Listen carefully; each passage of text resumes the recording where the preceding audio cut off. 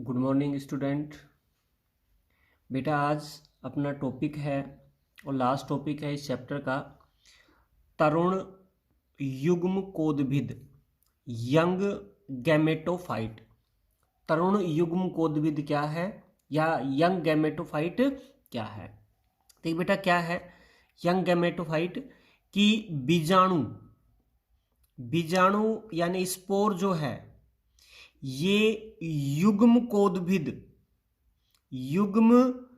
कोद्भिद जो है उसकी प्रथम कोशिका होती है। बीजाणु जो है ये नर युग्म कोद्भिद जो है उसकी प्रथम कोशिका होती है।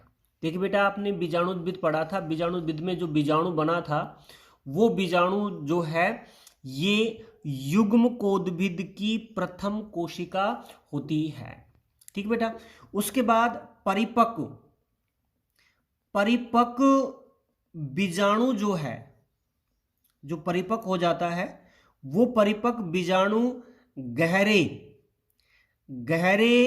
भूरे रंग का होता है या काले रंग का होता है। परिपक्व जो बीजाणु है ये परिपक्व बीजाणु गहरे भूरे रंग का या काले रंग का होता है। ठीक है। साथ में जो बीजाणु है इस बीजाणु के चारों ओर दो आवरण पाए जाते हैं। बीजाणु के चारों ओर दो आवरण जो हैं ये पाए जाते हैं। ठीक है। जिसमें हम पहला आवरण लेते हैं वो है बाह्य चोल। भाई दो आवरण हैं जिसमें हमने पहला आवरण ले लिया बाह्य चोल। बीजाणु का जो बाह्य चोल होता है ये मोटा होता है, कठोर होता है और खुरदरा होता है। कैसा होता है? मोटा, कठोर और खुरदरा, ये इसका बाह्य चोल होता है बीजाणु का। ठीक है बेटा। दूसरी बात करते हैं इसके अंतःचोल की। अंतःचोल जो होता है बीजाणु का ये अंतःचोल जो है ये पतला व कोमल होता है। बाह्य चोल मोटा है, कठोर है, खुरदरा है, जबकि अंतःचोल पतला व कोमल होता है। ठीक है बेटा। उसके बाद देखिए प्रत्येक स्पोर जो है यानी बीजाणु जो होता है ये एक केंद्रकीय होता है। एक ही केंद्रक होता है। साथ में इसमें लवक भी उपस्थित होता है और ये संचित भोजन युक्त होता है। बीजाणु जो है ये एक केंद्रकीय है और लवक इसमें उपस्थित है और ये संचित भोजन युक्त होता है। ये है तरुण युग्म कोद्भिद जो है उसकी प्रथम कोशिका बीजाणु। कहने का मतलब बीजाणु से किस प्रकार युग्म कोद्भिद का निर्माण होता है। तो ये हमने बीजाणु के बारे में पढ़ा कि बीजाणु युग्म कोद्भिद की प्रथम कोशिका होती है। परिपक्व बीजाणु जो है ये गहरे भूरे या काले रंग का होता है। चारों ओर दो आवरण है। बाह्य चोल मोटा, कठोर, खुरदरा है। अंतःचोल पतला है और कोमल है। और प्रत्येक जो बीजाणु होता है ये एक केंद्रकीय लवक इसमें उपस्थित होता है और संचित भोजन युक्त होता है बीजाणु। ठीक बेटा। अब अगला टॉपिक है इसमें बीजाणु का अंकुरण। बीजाणु का अंकुरण कि बीजाणु का अंकुरण कैसे होता है और किस प्रकार तरुण युग्म कोद्भिद का निर्माण होता है। देखिए बेटा कि जब कैप्सूल फट जाता है तो बीजाणु जो है इसका प्रकीर्णन होता है। बीजाणु का क्या होता है?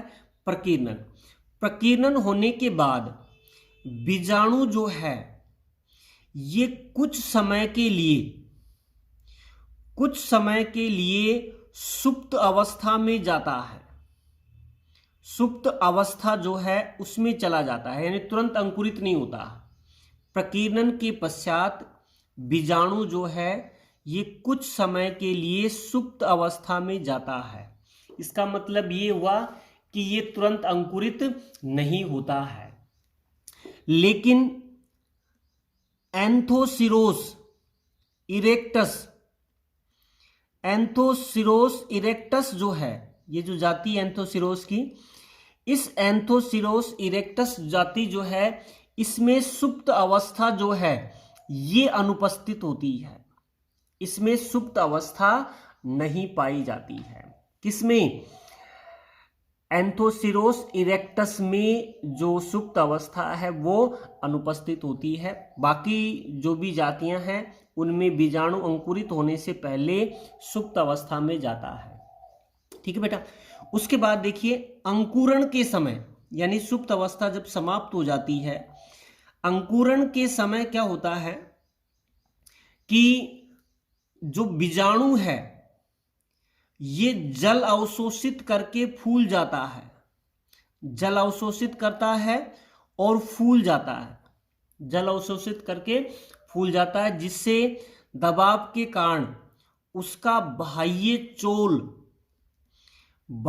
चोल जो है ये दबाव के कारण फट जाता है। ठीक है।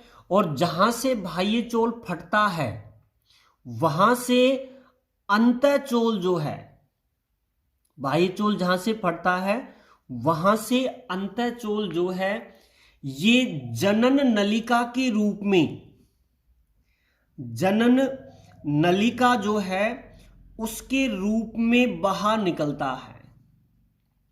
भाई बीजाणु जो है ये जल अवशोषण करके फूलेगा, फूलने से बाह्य चोल पर दबाव पड़ेगा, बाह्य चोल फट जाता है और जहां से बाह्य चोल फटता है वहां से अंतःचोल जनन नलिका के रूप में बाहर निकल आता है। ठीक है। अब इस जनन नलिका में बीजाणु का जो केंद्रक है ये नलिका के शीर्ष पर आ जाता है।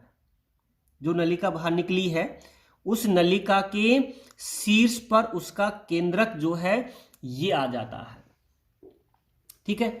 अब इसका जो केंद्रक है ये विभाजन करता है और विभाजन से पहले 2, फिर 4, फिर 8 कोशिकाएं बनती हैं और इन 8 कोशिकाओं के समूह को बोला जाता है अष्टांग।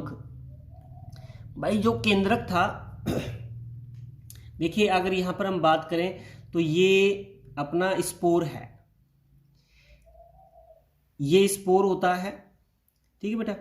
अब ये स्पोर जल अवशोषित करके फूलेगा और बाह्य चोल फट जाएगा और बाह्य चोल जहां से फटता है वहां से उसका अंतःचोल जो है ये नलिका के रूप में जनन नलिका के रूप में बाहर आता है। ये बाह्य चोल फटा और बाह्य चोल फटने से जो अंतःचोल है ये जनन नलिका के रूप में बाहर आ जाता है और इस बीजाणु का जो केंद्रक है वो नलिका के शीर्ष पर आ जाता है। आगे नलिका के शीर्ष पर। अब नलिका के शीर्ष पर आने पर यह केंद्रक बार बार विभाजित होगा, जिससे 1 से 2 कोशिकाएं बनेंगी, 2 से 4 बनेंगी, 4 से 8 कोशिकाएं बनेंगी। इस तरह कोशिकाओं की संख्या बनती जाएगी और कोशिकाओं की संख्या जब 8 हो जाती है तो उस स्थिति को क्या बोला जाता है? अष्टांग कहा जाता है। ठीक है। अब अष्टांग जो है इसकी 4 अष्टांग जो है उसकी 4 अंतस्थ कोशिकाएं,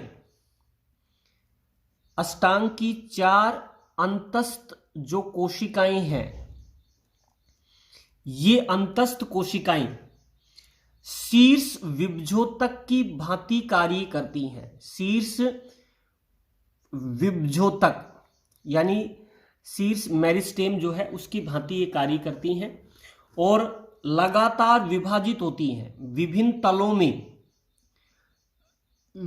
तलों में ये विभाजित होती हैं ये 4 कोशिकाएं और विभिन्न तलों में विभाजित होकर ये थैलस जो है उसका निर्माण करती हैं।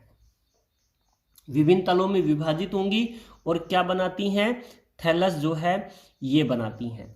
और ये थैलस जो है ये आधारीय सतह पर थैलस जो है इसकी आधारी जो सतह है उस सतह की कोई एक कोशिका प्रथम मूलाभास बनाती है।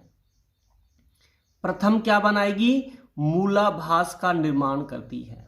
भाई देखिए, बीजाणु का प्रकीर्णन हुआ, प्रकीर्णन के बाद बीजाणु कुछ समय के लिए सुप्त अवस्था में आएगा, लेकिन एंथोसिरेस इरेक्टस में सुप्त अवस्था अनुपस्थित होती है। अंकुरण के समय बीजाणु जल का अवशोषण करके फूल जाता है, उसका बाह्य चोल फट जाएगा। बाह्य चोल फटने के स्थान पर जो अंतःचोल है वो जनन नलिका के रूप में बाहर निकलता है और उसका केंद्रक यानी बीजाणु का केंद्रक नलिका के शीर्ष पर आ जाता है और शीर्ष पर आने पर ये विभाजित होता है। 1 से 2, 2 से 4, 4 से 8 कोशिकाएं बनती हैं और 8 कोशिकाओं के समूह को अष्टांग कहा जाता है। इस अष्टांग की 4 अंतस्थ कोशिकाएं शीर्ष विभजोतक की तरह कार्य करती हैं और विभिन्न तलों में विभाजित होकर थैलस का निर्माण करती हैं। ठीक है, और इस थैलस की जो आधारी सतह है, निचली सतह है, उसकी कोई कोशिका प्रथम मूलाभास जो है, राइजोइड जो है, उसका निर्माण करती है। ठीक है बेटा, तो ये हो गया स्पोर। ये जनन नलिका जो है ये बाहर निकलती है अंतःचोल के रूप में, ये उसका केंद्रक, और ये बार बार क्या हो रही है? विभाजित हो रही है। ठीक है, अब बार बार विभाजित होकर किस तरह, वो देखिए यंग जो गैमेटोफाइट है उसका निर्माण करती हैं।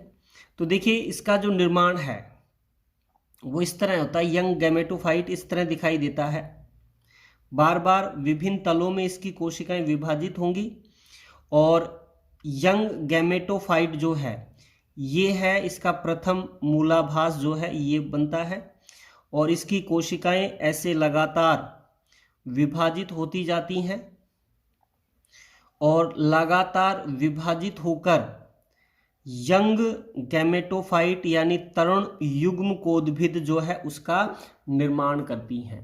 तो ये है अपने पास एक यंग जो गैमेटोफाइट यानी तरुण युग्म कोदभिद। ठीक है, और इसकी आधारी कोई भी एक कोशिका जो है ये राइजोइड जो है यानी मूलाभास जो है उसका निर्माण करती है। ठीक है, तो बेटा ये है तरुण युग्म कोदभिद। ये जो संरचना बनी है ये कहलाएगी तरुण युग्म कोदभिद संरचना है। तरुण युग्म कोदभिद ये संरचना है। ठीक है, अब बेटा तरुण युग्म कोदभिद बन गया है। अब लास्ट जो टॉपिक है इसमें वो है अपना पीढ़ी एकांतरण। पीढ़ी एकांतरण, पीढ़ी एकांतरण क्या है? देखिए बेटा, पीढ़ी एकांतरण का मतलब होता है कि अगुणित अवस्था और द्विगुणित अवस्था जो है, या अगुणित पीढ़ी है, द्विगुणित पीढ़ी है, अगर वो एकांतर क्रम में आती हैं, एकांतर क्रम में आती हैं तो उसे पीढ़ी एकांतरण कहा जाता है। एक के बाद एक आती है, अगुणित आई, फिर द्विगुणित, फिर अगुणित, फिर द्विगुणित, तो ये जो क्रम है वो पीढ़ी एकांतरण कहलाता है। ठीक है बेटा, एंथोसिरोस की हम बात करें तो एंथोसिरोस में स्पष्ट पीढ़ी एकांतरण पाया जाता है। स्पष्ट पीढ़ी एकांतरण जो है ये पाया जाता है और इसका जो मुख्य पादप होता है, मुख्य पादप जो है ये युग्म कोदभिद पीढ़ी, युग्म कोदभिद पीढ़ी जो है यानी अगुणित जो है पीढ़ी को निरूपित करता है। मुख्य पादप कौन से रूप में होता है? युग्म कोदभिद पीढ़ी के रूप में होता है। और ये युग्म कोदभिद जो पीढ़ी होती है जो थैलस के रूप में होती है, थैलस के रूप में होती है, और ये थैलस जो है ये हरा होता है, चपटा होता है और पृष्ठधारी होता है, पृष्ठधारी होता है। भाई युग्म कोदभिद पीढ़ी या इसका मुख्य जो पादप है वो क्या है, थैलस, जो हरा है, चपटा है, पृष्ठधारी होता है। ठीक है, अब इस जो मुख्य पादप है, युग्मकोद्भिद जो पादप है, इसमें अब जननांग बनते हैं। क्या बनते हैं, जननांग बनते हैं। और जननांगों में नर व मादा युग्मकों का निर्माण होता है। उनके दोनों के संयोजन से जो है युग्मनज बनेगा, जो पढ़ा है पहले आपको। युग्मनज से ऊस्पोर का निर्माण होता है। और ऊस्पोर जो होता है ये बीजाणुद भिद जो पीढ़ी है उसकी प्रथम कोशिका होती है। बीजाणुद्भिद पीढ़ी की ये प्रथम कोशिका होती है। कौन, ऊस्पोर जो है ये बीजाणुद्भिद पीढ़ी की प्रथम कोशिका है। अब ऊस्पोर में लगातार विभाजन होंगे और ऊस्पोर में लगातार विभाजन होने से बीजाणुद्भिद का निर्माण होता है। बीजाणुद्भिद जो है उसका निर्माण होता है। और बीजाणुद्भिद की संरचना में 3 भाग होते हैं, ये पढ़ा होगा आपने। एक तो पाद होता है, फुट होता है इसका। एक है इसमें अंतर्वेशी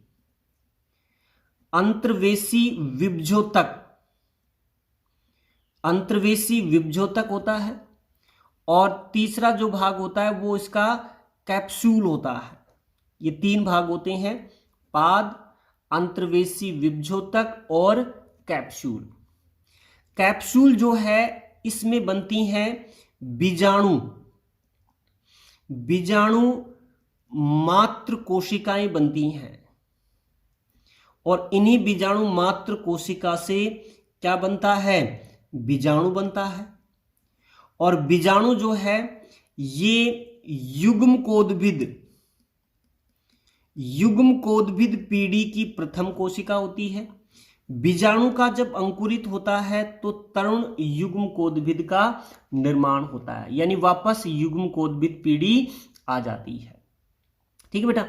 अब जो एंथोसिरोस में पीढ़ी एकांतरण पाया जाता है इसमें अगुणित यानी युग्मकोद्भिद और द्विगुणित जो पीढ़ी होती है इसमें आकारिकीय भिन्नता पाई जाती है। आकारिय की भिन्नता का मतलब जो अगुणित अवस्था है वो द्विगुणित अवस्था से आकार आकृति में भिन्न होती है। और इसी कारण एंथोसिरोस में जो पीढ़ी एकांतरण पाया जाता है उसे बोला जाता है विषम आकारिकी द्विगुणित अगुणित पीढ़ी एकांतरण कहा जाता है। विषम आकार की द्विगुणित पीढ़ी भी आती है और अगुणित पीढ़ी। तो विषम आकार की द्विगुणित अगुणित पीढ़ी एकांतरण पाया जाता है।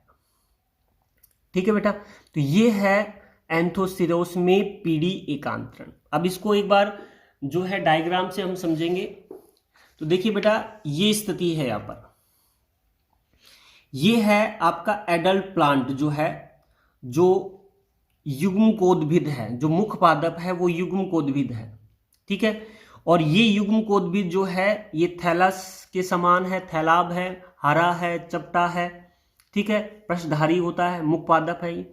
उसके बाद इसमें जननांग बनेंगे, आर्किगोनियम और एंथ्रीडियम जो है ये बनते हैं, जिसमें एग और एंथ्रीजोइड का निर्माण होता है। दोनों में निषेचन होगा और निषेचन होने से क्या बनेगा, जाइगोट बनेगा। जाइगोट जो है ये आगे चलकर क्या बनाएगा, ऊस्पोर बनाएगा। ऊस्पोर में अब लगातार क्या होंगे, विभाजन होंगे। और विभाजन होने से क्या बनेगी, बीजाणुद्भिद संरचना बनेगी। बीजाणुद्भिद में नीचे पाद आ गया, ये अंतर्वेशी विभ्योतक, ये वाला भाग क्या है, कैप्सूल होता है। ठीक है। कैप्सूल में क्या है, स्पोर मदर सेल, बीजाणु मात्र कोशिकाएं हैं जो विभाजन के द्वारा क्या बनाएंगी, स्पोर टेट्राड यानी बीजाणु चतुष्क बनाती हैं। उसका एक बीजाणु, ये एक बीजाणु है जो युग्मकोद्भिद की प्रथम पीढ़ी है, जो अंकुरित होगा और क्या बनाएगा, यंग थैलस जो है उसका निर्माण करेगा और यंग थैलस से वापस एडल्ट प्लांट जो है उसका निर्माण हो जाता है। ठीक है बेटा, तो ये है एंथोसिरोस में पीढ़ी एकांतरण। ठीक बेटा, और इसी के साथ अपना एंथोसिरोस जो है ये पूरा हो जाता है और अपनी ये दूसरी यूनिट जो है ये भी पूरी हो जाती है, जिसमें हमने लाइकेन पढ़ा और एंथोसिरोस पढ़ा। और इसी के साथ आज अपना सिलेबस भी जो है ये भी पूर्ण हो जाता है। ठीक है, उसके बाद बीच में कोई भी छोटा मोटा अगर टॉपिक रह भी गया है तो बीच में मैं आपको करवाता रहूँगा। और आपको भी कहीं अगर प्रॉब्लम लगती है किसी में भी तो आप भी व्हाट्सएप पर या कॉल करके आप जो भी स्थिति है उसके बारे में आप जान सकते हैं। ठीक है बेटा, आज के लिए इतना ही। Thank you.